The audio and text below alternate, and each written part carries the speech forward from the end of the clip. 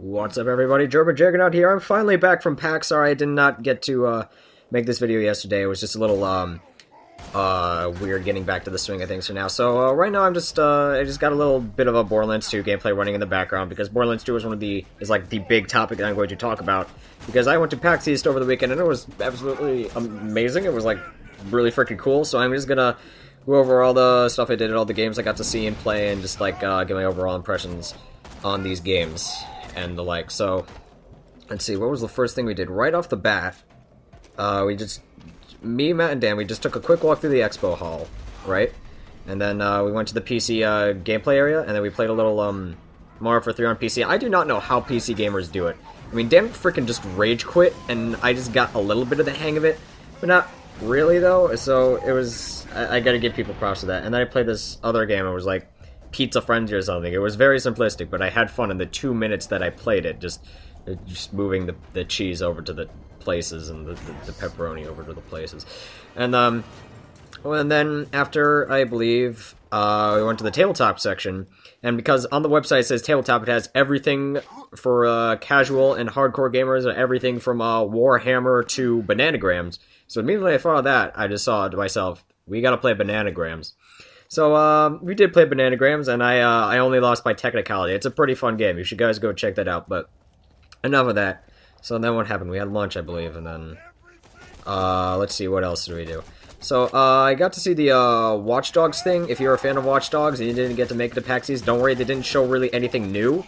Not to say that the game was going to be bad, it's just that they put us into a sort of dark room so that no one else could like see or something. Then he showed us an 8-minute trailer. Those 2 videos adding up to 8 minutes, that they said. And the first one was just the game's director.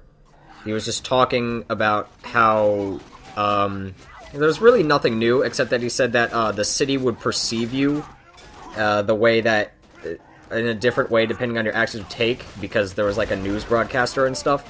And then basically what they did, the second video, was just the 4-minute gameplay thing that they showed on YouTube before, and they just told it from the perspective of the newscast and the security cameras. But the interesting was, at the very end, if you remember, he's getting away on the train, Aiden, and he's getting away on the train, and a security camera catches his eye and watches him. According to the news broadcaster, it wasn't them. It wasn't the news broadcaster, because the news anchor lady says, like, so then another security camera picked up the track of Aiden. We have no idea who this character tracker is.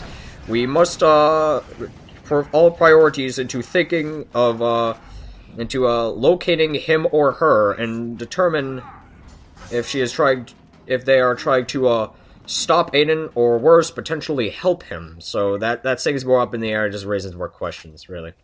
So as I was standing online waiting, because it was a very popular attraction, I saw this trailer for this game, Fuse. It's by the guy that made Ratchet and Clank. It seemed really cool. It was a bit of a duck and cover shooter, but it didn't look like too much of a problem, because there were like 4 like, I don't want to say like Space Marine guys, but they were like fairly futuristic soldiers. It's a fairly futuristic game, and then they were all just like there in a room, like completing objectives, and then.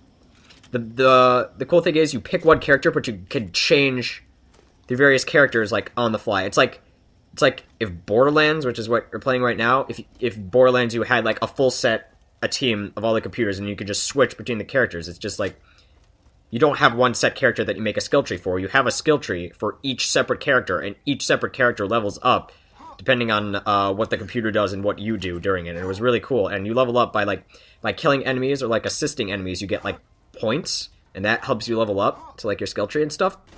So like if you like assist your enemy, like using like your character's like special gun, like some could crystallize, some like creates a black hole, and then like you like assist in taking out an enemy by plugging in a bunch of shots, you're both are gonna get a lot of experience to do a bunch of, and the more crazy stuff you do to the enemy, more stuff you got. So you definitely should check that out. I think it's gonna be pretty cool. I'm gonna want to pick that up. What else? Oh yeah, what I'm just playing with right here. So, basically, MOGA, which is this company that makes, controllers for Android phones, is having a giveaway. So basically, they have this, $50 MOGA controller, and as long as you had an Android phone, you got it for free. So I just have this right here in my hand right now. It's It's pretty cool. It's pretty good. It took me a while to set it up. I think it was just my phone because Matt wasn't having too much problem with his. So I think it's just my phone or something like that. It works on Bluetooth. There's a whole bunch of MOGA apps and stuff like, I'll go into the games later. So basically, it just, like, this part, like, flips up here, and then you can put your phone in and, like, moves. The most exciting part about this is that it's going to work as a really good, almost like a tripod to hold my phone when I'm using it as a camera. But, I mean, it's a pretty good controller for free. I mean, it could work better. Sometimes the controllers feel a little stiff, and sometimes when, like, the battery goes out a little less, it starts, like, doing, like, crazy stuff with the controls. And, so yeah, it's fairly simple. Two, analog sticks where you'd think there'd be, A, B, X, Y buttons, a left and a right trigger, start and select, and a power button. It's pretty good, but what was really there was they showed demos of the MOGA Pro controller, which is coming out April 14th, I believe. And in getting the MOGA controller, I got a 25% off coupon for that MOGA. That is going to be $50. This MOGA controller that I have right now is $50, but once the MOGA Pro comes out, it will be $30. And I really suggest, I probably might just want to get the MOGA Pro controller, because that was like an actual like Xbox PS3 controller, like a left and right trigger, a left and right bumper, two analog sticks, a D-pad, all the face buttons, a start and a stop, and that played really well. I mean, this MOGA controller is really compact. It's I hear it's like voted the best on the market, and so far it's the best. But I'd suggest you waiting for the MOGA Pro if you're willing to shell out $50 on this stuff. And then the games I play, there are some. I got Sonic CD for free, but I messed up the download code, so I'm probably not going to talk about that. But they have this thing, Dead Trigger, which is basically the demo just like put you in like a survival, and then like gave you like an Uzi, a shotgun, an M4, and a Gatling gun, and I'm just like, oh hey, this is just zombies. You use weapons to buy new areas, and then it's just like waves and stuff. But no, it's just like a standard like phone app where you know the deal, where there's like most of the weapons you need to like pay actual money to get or something. You know, it's like that sort of thing. So yeah, it's a pretty good game though. The controller works pretty good for the most part if you're really into mobile gaming and stuff. Be sure to pick that up, the Pro controller. Anything else happened Saturday? Oh yeah, I went to the console free play, and I don't have a Wii U, so me, Matt, and Dan all went and played a little a lot of Nintendo Land. We played all the multiplayer games. The Wii U was pretty dang good. We had a little controller problems with the connection.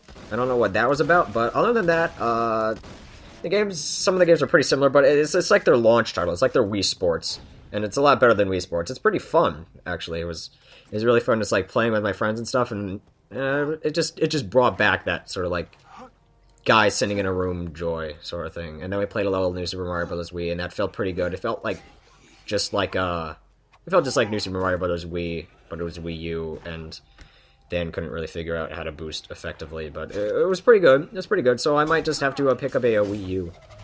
And then what happened, Sunday, that was a big day, because, we didn't, Sunday, do we play Countenance Sunday? There was this indie game that I played, I believe it was called Countenance, forgive me if I forget. It was like this, pretty cool, word that started with C. It was a, 4-player dual-stick space shooter thing, and it had an upgrade station, but we played only like a level of like the multiplayer, and like you with experience you level up on the fly, so you don't have to go into a menu like in Borderlands to allocate skill points. And there's not really much to upgrade, so it's not like cheap. It actually worked fairly well, and it played really well. It has an excellent graphic style, and they got me a 50% off coupon on the web version, although there's an Xbox version, and I might just want to get that and just play with Quinn on it, because I'm pretty sure he would totally screw it up. So yeah, definitely check that out. And now down to the big stuff, what I'm playing now. Borderlands 2. I went to the Gearbox panel, and I remember dancing the big line just filing into the theater, and then he just goes, Justin, do you really want to wait on this enormous line just to look at DLC? And I was like, Dan, it's not a line. It's just a whole bunch of people all walking into the theater. We don't have to wait that much. And then he's just like, Justin, like, he was like legitimately pissed off at me by now. I have no idea why. And then I'm just like, Dan, and so we ended up going. And so, basically, first things first, they're actually raising the level cap to 61. It's like a level cap, like, pack thing. I forget the official title. It's coming, April 4th, so it's in 8 days. Wow, it's less than a week. No, not less than a week. Just over a week. And so, it's, $5. It raises the level cap to level 61, and it adds a whole new tier of weapons, pearlescent weapons. That's, like, I believe that should be, like, above legendary, probably. And it's $5, but the season pass holders get it for free. And also coming with that is a thing. They're releasing a third campaign playthrough for everyone for free, basically. So if you played through the game as all the characters twice, now you can play it as a third time. And then real quick, the last thing I want to check and say is that the new Vault Hunter. This is what they're doing. This is what they were showing all the trailers and the live gameplay for. His name's Krieg. He's the Psycho. So basically, his combat ability is that he picks out his axe that you see all those psychos running around with. He can melee people. He chucks it with people, and every time he kills someone, he gets health back. He doesn't have health regeneration. That was the whole thing that they were saying. He wanted to be high risk, high reward player. They wanted him to like have sort of like aim for negatives, because like with his character, like taking damage is actually good. So the more damage you take, the more powerful he becomes, sort of, and he can't regenerate healthily, sort of, to a degree. And he shows like some live gameplay, and he shows like some of the cool stuff that he could do. Like there's one skill tree set that you can do that like lets him get into a second fight for your life. He takes out dynamite and he starts chucking it at people, and when he gets close enough, he can detonate it for the kill to revive. It's crazy. And so he goes, and so the panel just goes, alright, so we really want to thank you guys for coming out this way, and so we wanted to think of a way to reward the people. So you're all getting Krieg for free, so right here, I have the Krieg Certificate of Appreciation pack. So come May 14th when it comes out for free. This gameplay is running out really quick, so I just want to say that I actually did record the trailer for the 4th campaign DLC that is coming out June. I'm sorry if the quality is bad. I was just sitting kind of back at the audience, and this game is about to be over, so thank you for watching. German Dragonaut, here's my crappy footage. This is probably going to leave you more confused, actually, but we'll see what happens. We'll just let this roll. This is kind of early, but I think it's kind of cute, so we'll see what happens. Once upon a time, the Vault Hunters played a game. The world is on the brink of going boom boom. Unless we make a stand here and now, we're gonna die. Now. Roll for initiative! What's initiative? It says which order we attack in. I punched the initiative. What's going on? I wasn't paying attention. Tina, why don't you start over? Welcome, fine ladies, to your first session of the most coolest game in the world, Bunkers and Bandits! As your Bunker Master, I will be spinning today's tale of fantasy and... Wait, why the hell are we playing this kids game? Oh, you know, maybe because... Shut the hell up, Morty! Tina? She's right. Shut up. Well, our vault hunting buddies keep the slamma-jamma out of that Hyperion informant downstairs. I thought we could play a game. Now, pick your characters. You got the Necromancer, the Pando, the Siren. Siren. Dibs. My siren's name is Brick, and she is the prettiest. Start now and figure that out later. We'll just start now. So, like I said,